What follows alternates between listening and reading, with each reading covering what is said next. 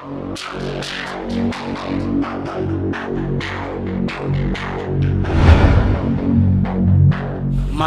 As-Salwa, Kota Jayapura, Papua, di belakang Mega Waena.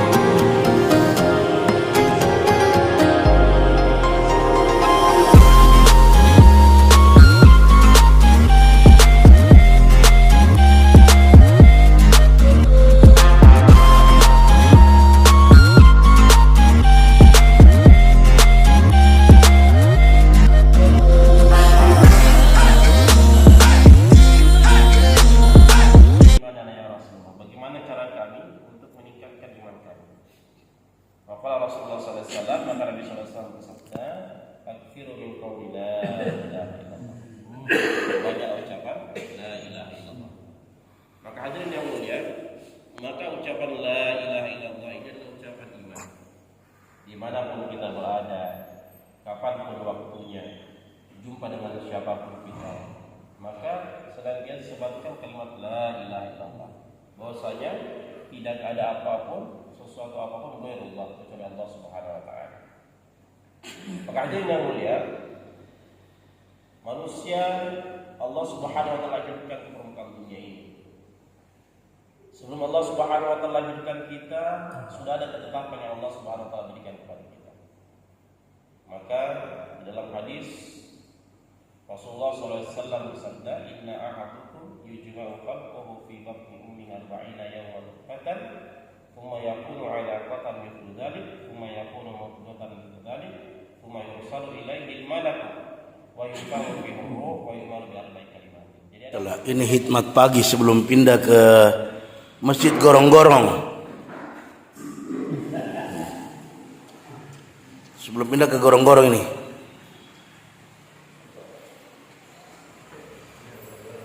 Ternyata dia punya kehadiran itu dibacakan sana 120.000 lebih saja. Itu sampai 5 juta. Enggak sampai banyak. Ada sampai 120. Lampu. Dia bilang 5 juta. Iya, 5 juta. Lampu kok. Iya, ini budak orang baju dari mana?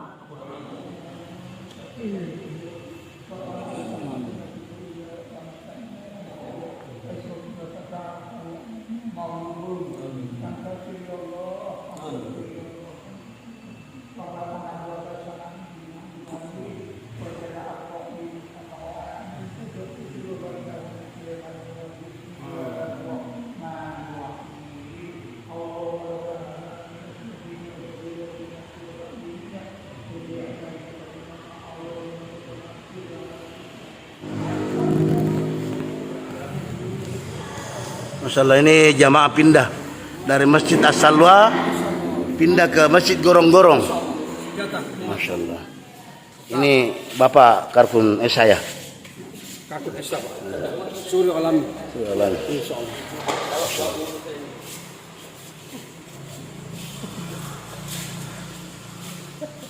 Masya Allah, Mbah. Luar biasa.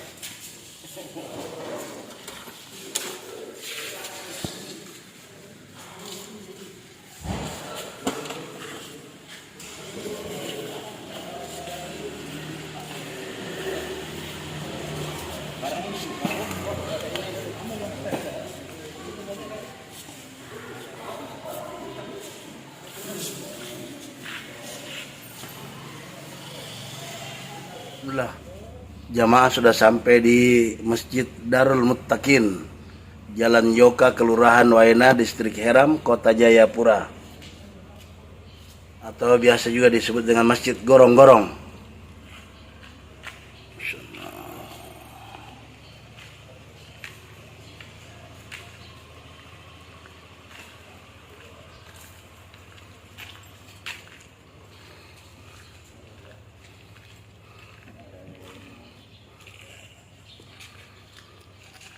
Deng.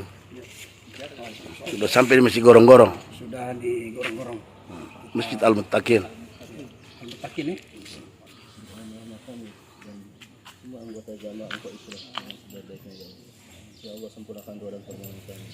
Ya Allah tutup aib kami dan saudara kami. Allahumma barik lana fi ya Allah.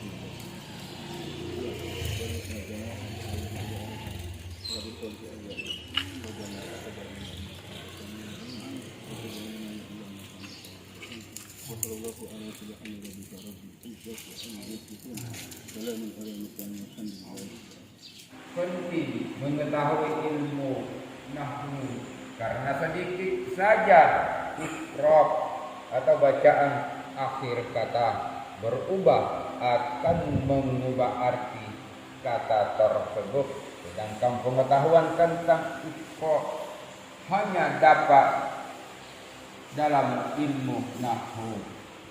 ihdinas siratal mustaqim siratal ladzina an'amta alaihim. An'amta, jadi ini alif dengan ain, jadi kadang ada orang an'amta, ada a biasa yang ainnya di a itu kan, an'amta alaihim ghairil maghdubi, tidak usah dipantulkan karena dia bukan qalqalah, maghdubi alaihim waladdallin, dotnya agak panjang ini. Berapa rokat? 7 kan? 5, 6.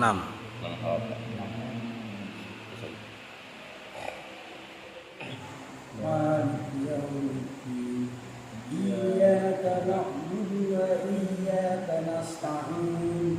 Ihdinas siratal mustaqim. Siratal ladzina an'amta 'alaihim ghairil maghdubi 'alaihim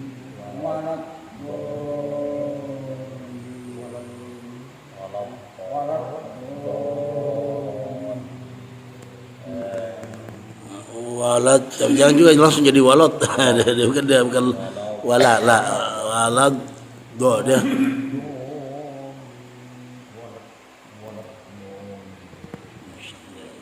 Biasanya kan bilang usahakan diputus saja, jangan disambung-sambung. Karena ada orang kalau buru-buru ya, jadi maliki yaumiddin. Boleh di situ boleh sebenarnya kalau mau disambung di situ. Tapi kalau bisa diputus saja. Karena setiap ayatnya kan ada doanya. Bismillah, alhamdulillah, wassalatu wassalamu ala rasulillah, nahmaduhu wa nusalli wa nusallimu ala rasulihil karim, amma ba'd. Hadirin yang dimuliakan oleh Allah Subhanahu wa taala. Tanggung jawab agama adalah tanggung jawab umat Rasulullah sallallahu alaihi wasallam tanpa kecuali. Siapapun dia yang ada kalimat la ilaha illallah Muhammadur Rasulullah, maka dia bertanggung jawab atas agama ini.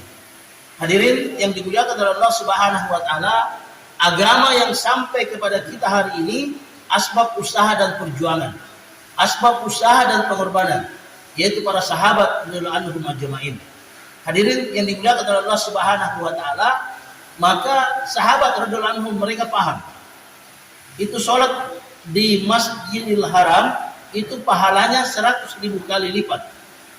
Sholat di Masjid Nabawi pahalanya kurang lebih 50.000 kali lipat.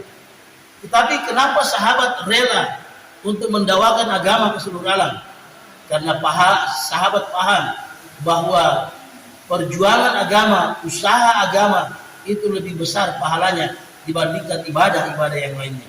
Hadirin yang dimuliakan oleh Allah Subhanahu wa taala, untuk itulah disebutkan bahwa dakwah ini adalah induk dari semua ibadah. Jamaah yang dimuliakan oleh Allah Subhanahu wa taala, agama yang hari ini sampai kepada kita, asbab usaha dan perjuangan sahabat itu disebutkan dalam tarikh sejarah bahwa ketika baginda Nabi sallallahu alaihi wasallam mendakwakan agama ke Taif, maka orang-orang Taif ini tidak menerima dakwah yang dibawa oleh baginda Nabi sallallahu alaihi wasallam.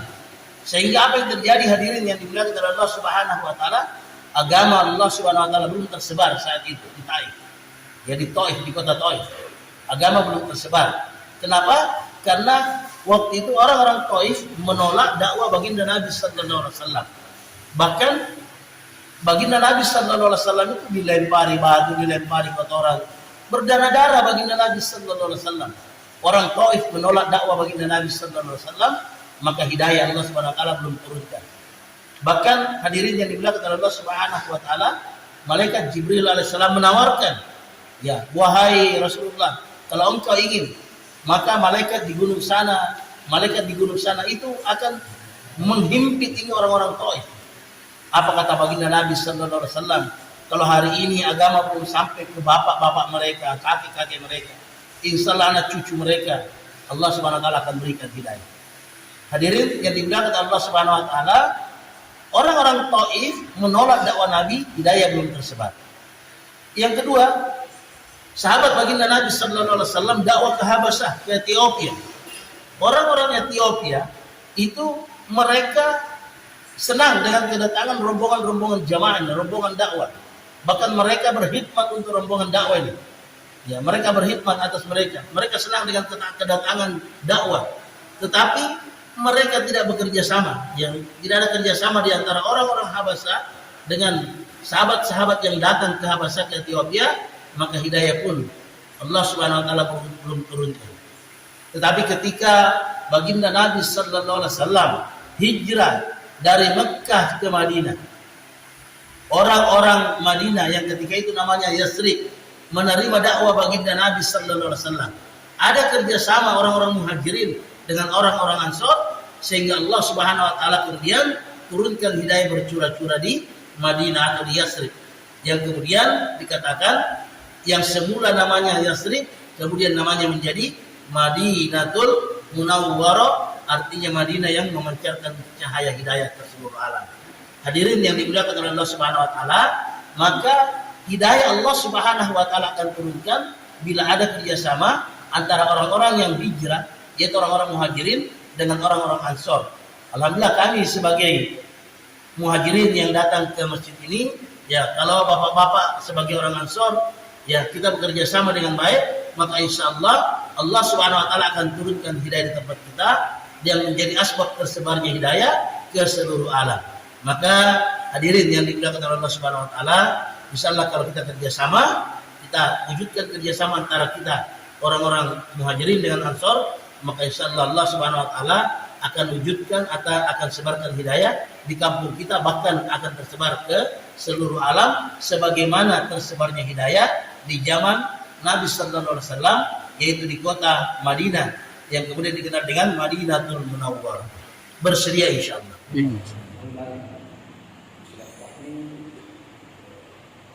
Masalah-masalah kita yang ada dari rumah ke rumah untuk menyampaikan bagaimana pentingnya iman, bagaimana berharganya iman ketika kita nanti dipanggil sama Allah Subhanahu. Karena apa? Ya, Rasulullah selalu sampaikan kepada sahabat, orang yang cerdas adalah orang yang senantiasa mempersiapkan dirinya dalam menghadapi Tuhan. Dan kalau orang yang cerdas, pikirnya satu lima, bintang senjata, pesawat dan sebagainya. Kenapa dia? Ketika nanti dipanggil sama Allah, semuanya itu tidak. Hanya praktekkan iman dan amal. Pendapat menurut sebagian ahli tafsir, ma'un bermakna menunaikan zakat, dan menurut sebagian besar ulama dan ahli tafsir, ma'un adalah barang-barang yang selalu digunakan manusia untuk keperluan sehari-hari. Mengenai hal ini, Abdullah bin Mas'ud radhiyallahu anhu berkata, pada zaman Rasulullah sallallahu alaihi wasallam kita telah menggunakan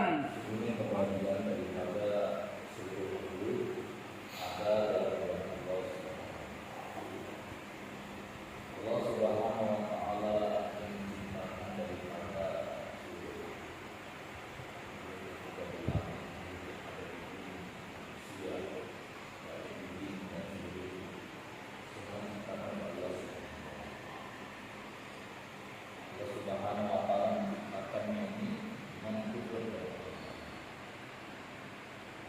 Allah Subhanahu wa taala mengatakan daripada itu Allah Subhanahu wa taala yang kembali kepada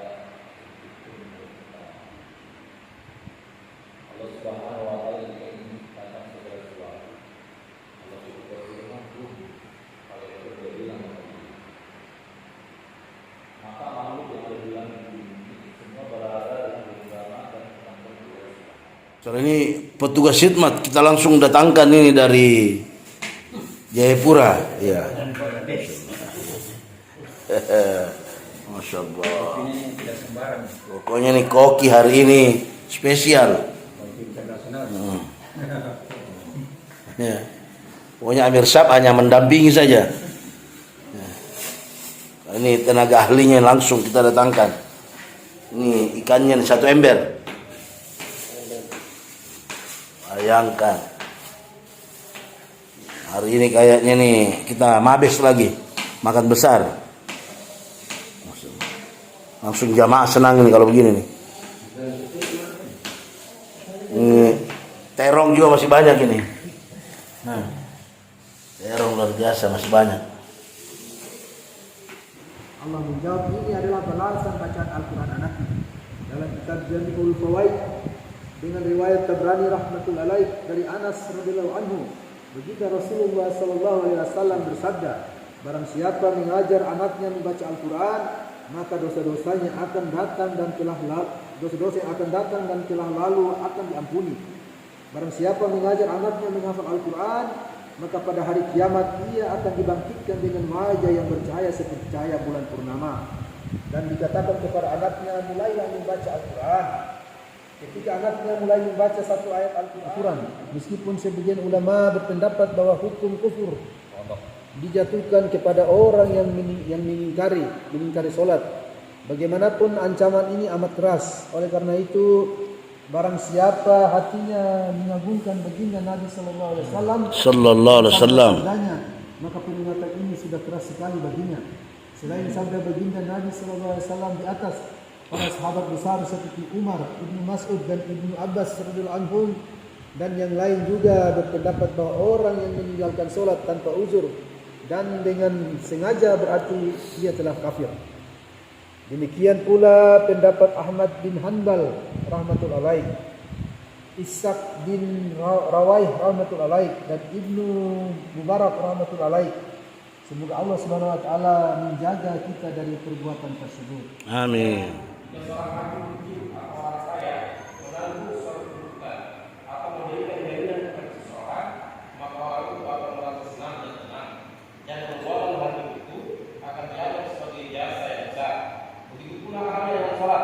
Ibadah yang sangat mudah dan tidak sulit. Sedangkan yang menjalinnya adalah raja para raja, penguasa dua alam. Jika kita tidak mempunyai hal ini, maka kita sendirilah yang akan menanggung kerugian dan yang akan menyebabkan kebinasaan.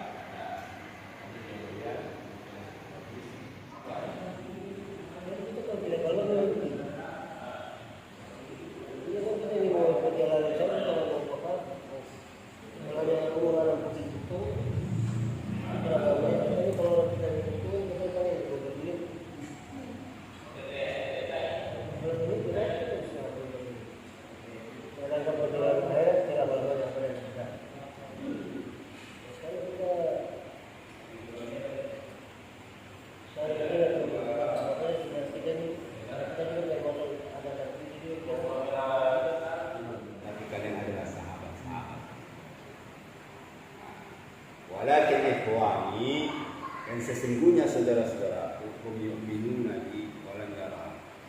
Dia beriman kepada namun tidak pernah melihat dia. Itu tema yang mulia. Nah, untuk mewujudkan rindunya kita kepada Rasulullah, ulama bagi paham kepada kita harus mengenal ilmu metodologi amal. Apa itu metodologi amal? Ilmu ilmu dasar. Apa itu ilmu dasar?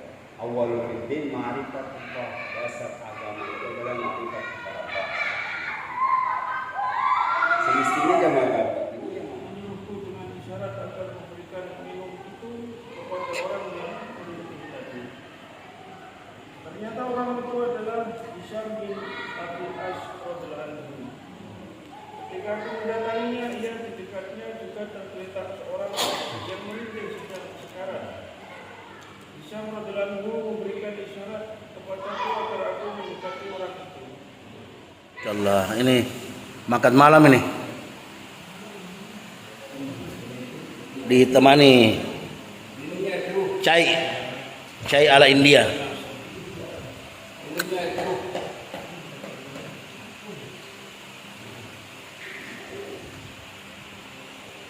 Teh bagaimana? Cainya bagaimana? Enak, alhamdulillah. Mbah,